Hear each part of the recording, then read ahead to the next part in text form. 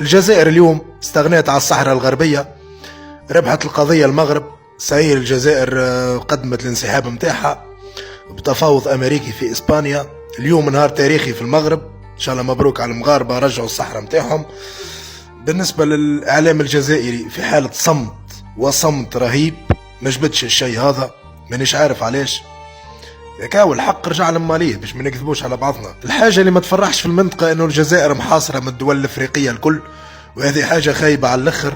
قعدت كان تونس سد منيع، ان شاء الله يراو بيه ويفهموا انه التوانسة رجال، وانه تونس دولة حرة مستقلة ماهيش خاضعة لحتى دولة في العالم. كان شي للشعب التونسي العظيم. تونس عمرها ما كانت ولاية جزائرية، اقدم حضارة في العالم اللي هي الحضارة القبسية، اكثر من 7000 سنة. تونس دولة مسالمة صديقة مع الجميع. الشعب التونسي العظيم هو الحاكم الأول والآخر في الدولة التونسية. ما تنجم حتى قوة على وجه هذا الكون تحكم الدولة التونسية كانش على الجثث متاعنا.